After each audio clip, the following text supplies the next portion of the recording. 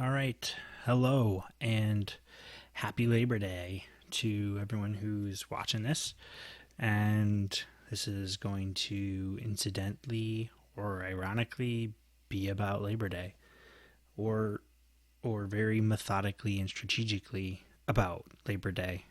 I haven't decided yet, but I'm about to start recording the next episode of Finding Your Identity, and I've started recording the video, obviously, because you're not some kind of telepath that can see inside my head. I've got that special protective wallet that says that it should protect me, so I'm pretty sure it would protect me from mind reading too. Let's hope they're not lying, because otherwise I'm going to take to Twitter and I'm going to have to criticize them. Let's get started. Hello, and welcome back to Finding Your Identity. This is episode 18. I'm Derek McKinney, and I'm going to take you through this week's episode, which is going to be about Labor Day and how Labor Day is kind of, in a way, related to what I'm calling, American identity. And I'll explain why I say that specifically. But, working is obviously a part of people's identity. And I thought it was kind of fitting to have an episode about Labor Day as I'm recording it on Labor Day in 2019. So I'm going to get started in a second, but I did want to kind of take a second and just mention that this podcast is about finding your identity and, finding it in everything. And, I think the title is confusing to some people because they just think to themselves that they don't need to do that. They've already found their identities. And I've had several people kind of make the joke, like, why do I need to listen to this podcast? I've already found my identity. But, I'd like to argue that we're always finding out new things about ourselves and finding out things, every day that you're learning and, finding new ways to make yourself happy, finding new ways to, stop being sad about something or depressed about something. But, people are evolving. And so, I felt the need to kind of pause and, say that if anybody was questioning kind of what the podcast was going to do for them, this should be kind of taken as maybe you're going to learn something from it. Maybe you're going to find out something that might actually help you in your daily life. Maybe you're going to learn something new about somebody else. Maybe you're going to learn something that doesn't even apply to you, but potentially applies to a relative or a friend. And, I think at the very least, as you go through life, you kind of should try to strive to arm yourself with knowledge, because I think it's probably your most powerful weapon, in life. And it's, it may be heavy on the mind, but it's physically not heavy. It's something you carry around with you at all times. It's a self-defense. It's helpful in a time of an emergency. And, when you need to lend a hand, you use your wits, keep your wits about you, is a saying, because, if you can lean on your own knowledge, it might help save someone's life, help save lives. You never know. So I like to kind of put this out there as I guess it's a PSA for the podcast viewership. Anyone who's listening who may be just kind of wondering, like, what am I going to get out of this? And I think it's really the point I'm trying to make is that, you should always be learning. You should always be finding. I've gotten the bracelets, always finding, but you should always be finding new things, finding things that might be exciting to you, or find things that might help you learn more about other people, other cultures, anything, anything that's going to help you grow. And the main point is when you learn new things, it feels good, and you want to feel good. I think the key to life is happiness is probably some t-shirt somewhere, but bottom line is I think it's gonna make you feel good. It's gonna make you feel better. So it's really what I'm trying to convey in this podcast, and I'm trying to keep it light and not get too heavy into details or the dramatics of a story, or get too deep in politics or religion or anything like that. I just want to keep it at an even level, but also give it enough depth to feel like you've walked away with something, that you feel that you actually gained something when you listen to this. And this episode, which is going to be about Labor Day, should hopefully provide you with a little bit of insight, maybe some things you didn't know specifically about the holiday. So, that being said, I'm going to get started.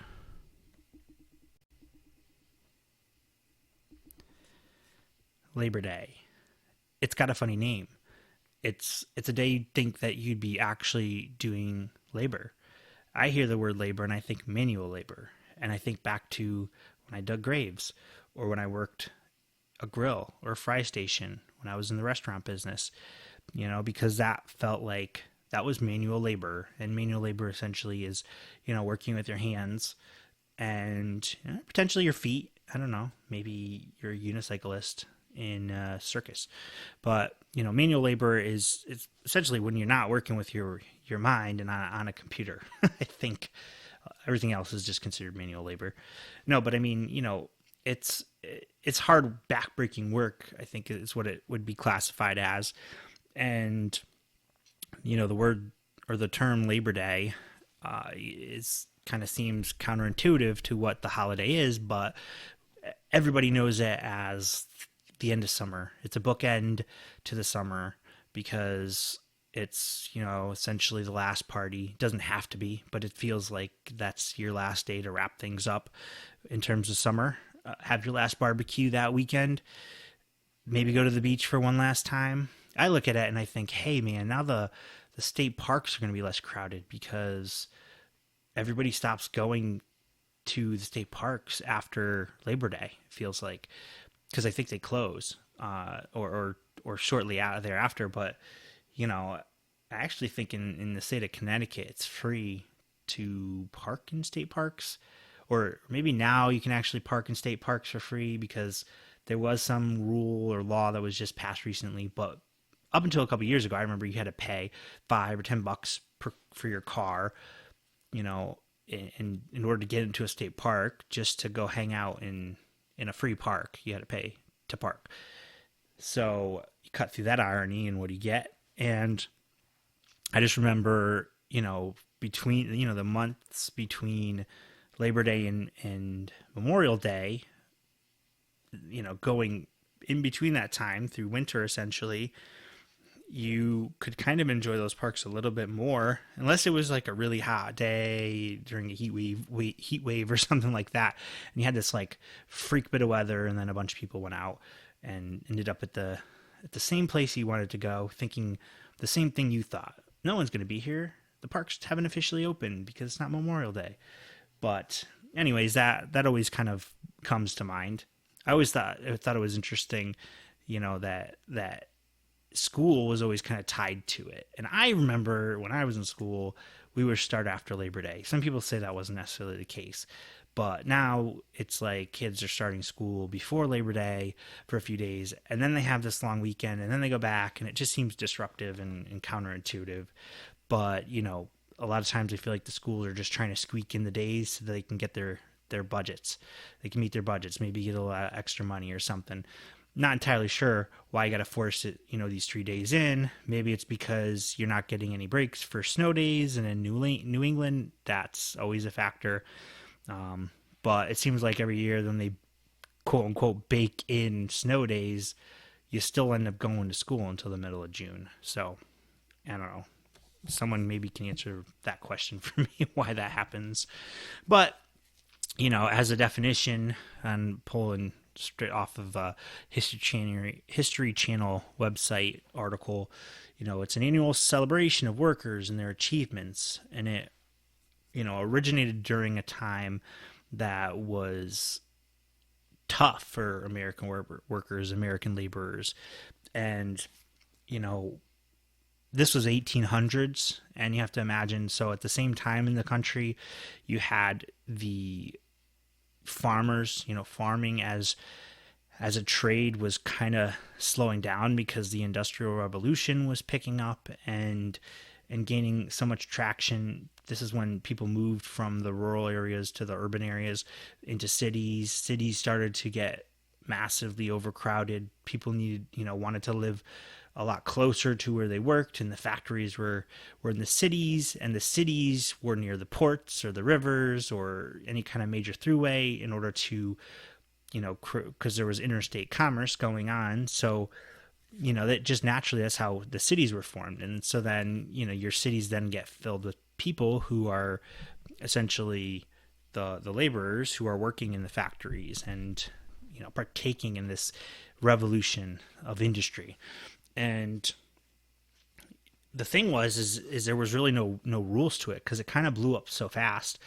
This industrial revolution, where it was more of a matter of, we need people to complete these tasks like immediately, because there's such an insane demand for whatever it was, steel or metalworks, or at the time when we started manufacturing, having the manufacturing processes kind of start to form. And you think like the time with the Ford motor cars, and how that started the assembly line in the efficient sense, when they kind of figured out interchangeable parts, as they called it. But the main thing was it was just kind of a wild west in terms of filling out the labor forces. And what it meant was you had the big wigs, or the fat cats, or whatever you want to call them, who were just focused on the profits, and they would essentially try to squeak out the labor for as cheap as possible. And so you had the workers working incredible amount of hours, compared to what's a normal work hour in this day and age in 2019. An 8-hour day is like your typical day, I think, especially in anything that's maybe government related or unionized labor or something like that. So officially, like, we've got it down to that 8 hours, or better known as the 40-hour work week, which you divide out between 5 days. Now, they were working 12 hours, 14 hours, working in horrific conditions. They didn't have proper ventilation. They didn't have proper safety protocols in place. These workers were really, really struggling to just survive working. And they were doing it because at the time it was more money than they had been making prior to that. This was an opportunity for them, even though they weren't necessarily making what they should have been making in terms of a good wage. But it was just one of those things that as it kind of evolved, they weren't just gonna, the companies weren't just gonna start automatically by default paying good wages, because they were trying, it was capitalism, and they were trying to make their money. So this time period was just ripe for change, and ripe for other people to think that changes need to be made, and for groups like unions to form, where they thought, we need to unionize, we need to stand together strong as a workforce and be willing to go on strike in an effort to get better conditions. At a time when people were working 50, 60, 70-hour work weeks, and they were working these long days, they didn't really have weekends, they didn't get paid for any time they took off. So this was definitely ripe for that to happen. And so the unions kind of stepped in and they started to go in full force and help push, and they got the workers, and the workers are glad to kind of join at the time, because at this time they just wanted to improve their working conditions, improve their pay, not have to work as much, want to have a little bit more guarantee that they're going to get paid their wages, because that was another problem where you'd have companies who maybe were struggling and maybe would hold back payroll, and that was a problem. So it was a time for the unions to kind of take advantage of this and step in. And so what ultimately was going on there was, since the unions kind of were stepping in, it started to kind of create political pressure on the president at the time, which was Grover Cleveland, and and other people that were kind of rising to the ranks. There was the union presidents, or union leaders that were kind of trying to step up and push things in a certain direction. We're also kind of being vocal about having it be more widely accepted across the continent, across the U.S., and not just have it be isolated to just one factory. And the unions were trying to cover all the steel workers, or all the automobile manufacturing workers. And so what that led to was some, I guess I was gonna say unexpected, but as I think about it, probably expected riots and I guess negative problems with it, and violence and protests, and everything that kind of goes along with friction between one faction and another, like a government or a company, a big company, versus the civilians, or these workmen. And that is kind of what sparked the change that was really needed to kind of create the paradigm shift. And what it was there was actually this one company. There was a railroad man who was his name was Pullman. His last name was Pullman, and it was Pullman. The Pullman company made sleeping cars, or sleeper cars, for trains. And so he was a big railroad magnate, and he actually did really well, even to the extent that he created a town just outside of Chicago called Pullman, Illinois.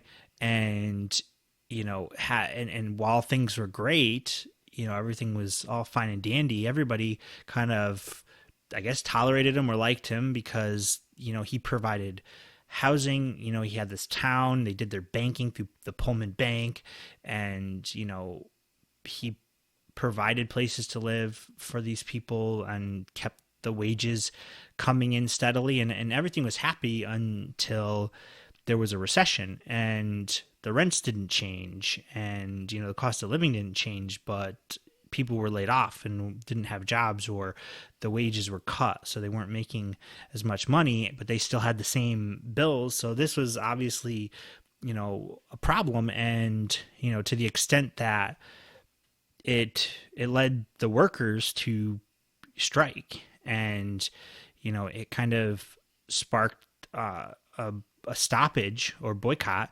of the use of these train cars, or use of the railroads that were using these train cars. And it actually kind of sparked a political debate again about it, or it came to the attention of the president, rather.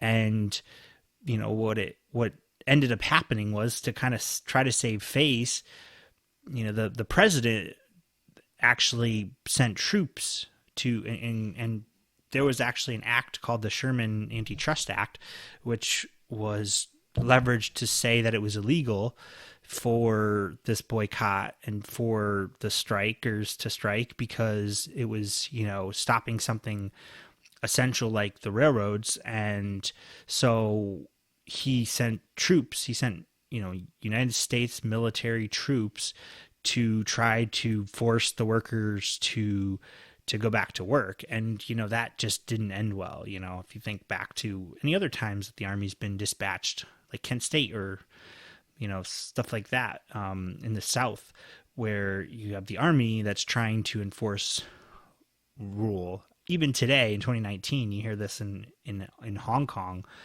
I don't think the military necessarily has been sent to the front lines, but the police are definitely there doing some questionable things. And that doesn't seem to ever solve anything.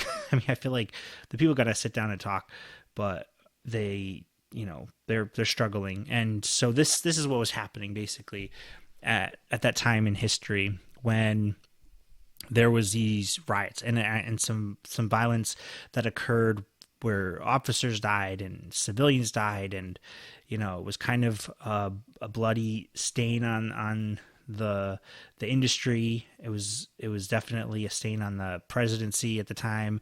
And so what ended up happening was this union leader, whose name was Eugene Debs, he was a union leader for the American Railroad Union.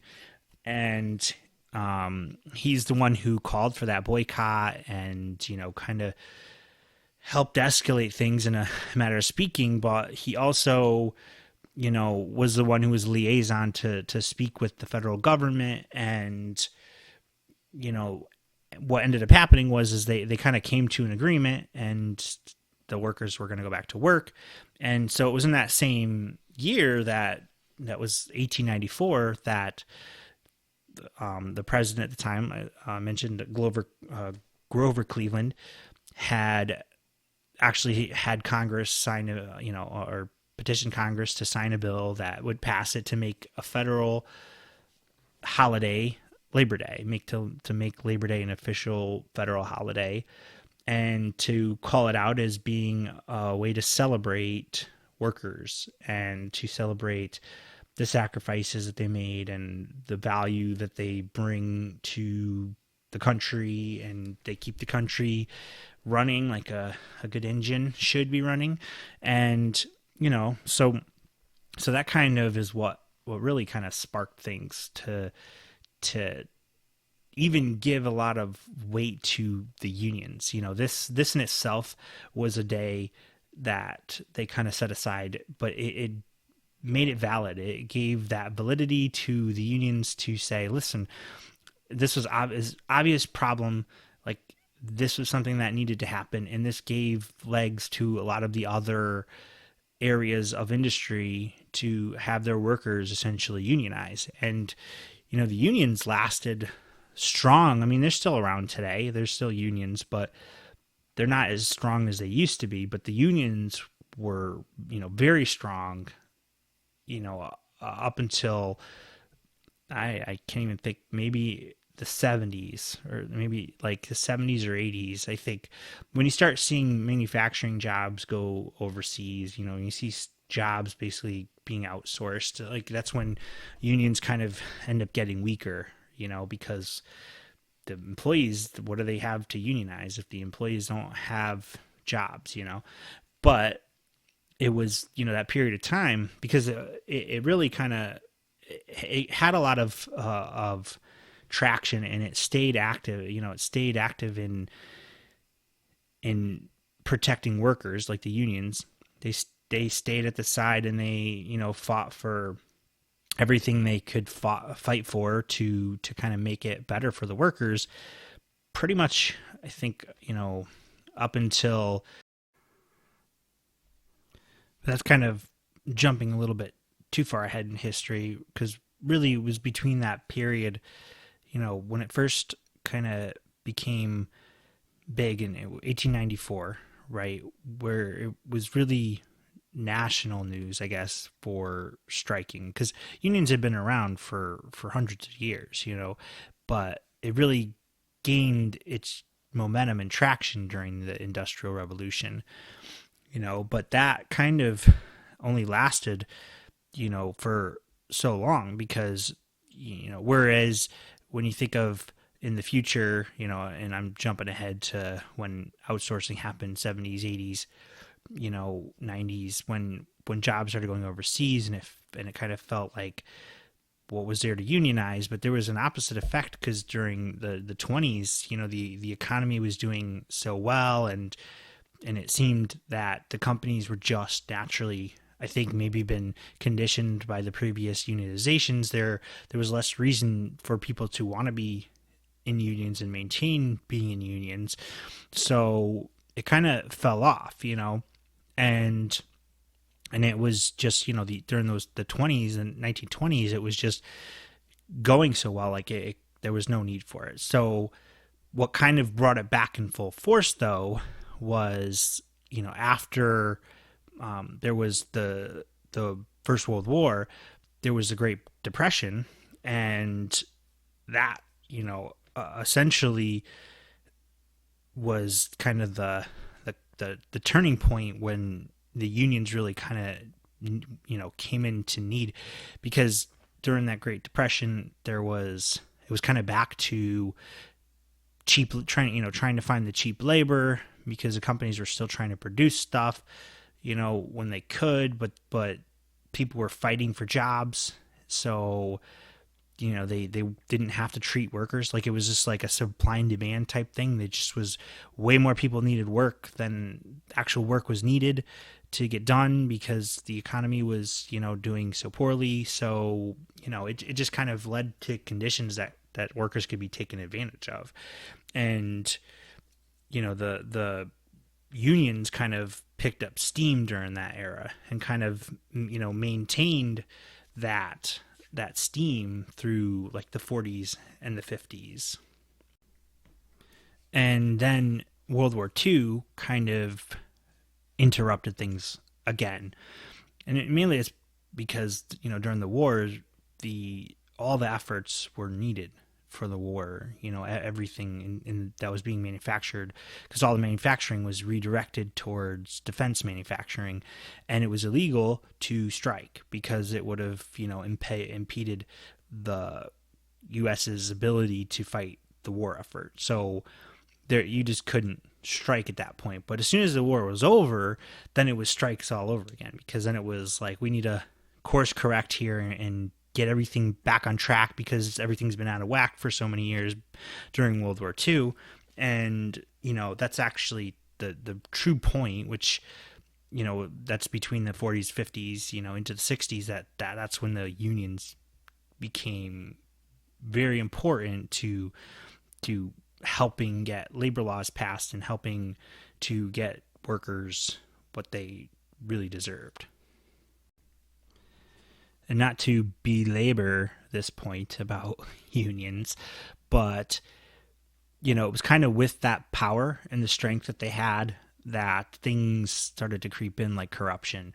And that's when you hear about the organized crime, groups, families, whatever you call them, started to get involved, and then it became corrupt, and then it became really problematic. So that also kind of led to its demise for many years. But they're not completely gone, because they're still around. Like I said, there's some cases to be made that they were instrumental in getting President Obama elected and then reelected, and they're still around and they're still strong. And but I have to say, I think you like that day off at the end of the summer. I think you can owe a lot of that to the unions. So kind of why I spent some time talking about them.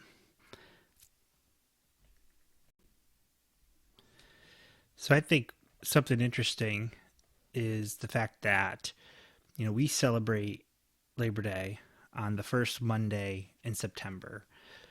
But what's interesting is, it was originally proposed as an international holiday, and most other countries, I think it's just the U.S. and Canada. I know it's the U.S. and Canada. I just think it's those two. But other countries around the world, they celebrate May Day, and it's in May, and that day is meant to celebrate workers and laborers. and be that holiday, that's kind of celebrating the work that they do for their respective countries. So what's interesting though is that the reason why we kind of turned it into a fall holiday or an end of summer holiday was because, for political reasons, the people that were kind of pushing, having a Labor Day, well, that one person that I mentioned, that Eugene Debs, actually ended up being a pretty important member of the Socialist Party. And there was fear that that was going to be associated with that holiday if we celebrated that May Day, and it was, around the same time as other socialist countries celebrating that, May Day, which was a for laborers.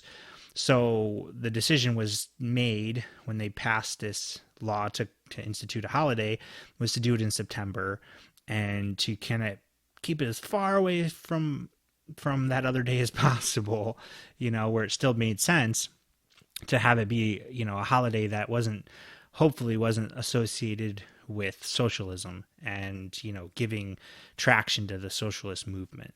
So it's kind of interesting, tidbit. The first Labor Day parade was actually in New York City. There was, a parade in 1882. So this was before Labor Day was actually officially deemed a day. And, it happened in September. It was near the first Monday of the month, but, didn't actually happen on a Monday necessarily. Might have happened on a Sunday. I don't know. I have to look back in 1882 on a calendar. Well, I guess it was a Tuesday. Like when I just happened to Google it real quick. But there was 10,000 people who actually attended it, and they were workers, and they had bands, and they made it a parade, they made it a party. And that was kind of the first coordinated party. And it was, again, they were labor organizers or members of the union parties to actually help kind of get that off the ground. So it's kind of interesting, that it was almost unofficially kind of deemed a good time. And then, so I think it was easier for the government, or the president, to be like, yeah, let's make it September and not have it associated with May. For other reasons, it looks like we did it on purpose. You know how things go. So not a ton more to really say about Labor Day today that I can say. I don't know, trying to stretch out a rhyme. But they, interesting thing that always also kind of goes around with Labor Day, and this always seemed silly to me, is in fashion, there's a saying, you can't wear white after Labor Day. And you start looking into that as if it were a fact, and there's nothing that really says why, and there's no real good rule for it. There seems to be some history behind it, which seems to be tied to fashion, but I saw a couple places that mentioned possibly it had to do with, at a period of time when wealthy people there was old money versus new money, and because of this there was no way to kind of differentiate. So some of the old money high class ladies kind of spit this rule out there, or spread it amongst themselves as a way to try to be able to spot who the fakers were, the new money ladies were, because they were wearing white after Labor Day, and that was a key indicator that they just weren't in the know, and they weren't in the cool kid club. And that's just stupid, but that's just me. That's like the dumbest thing I've ever heard. Like, who gives a crap? But anyways, that's an interesting thing. I think most people would argue wear whatever is comfortable, whatever's clean. I personally don't wear white because I swear every time I wear something white that day, I guess I want to have a sloppy Joe that day because I'm not thinking I'm wearing white. But whatever I'm eating seems to end up on those clothes.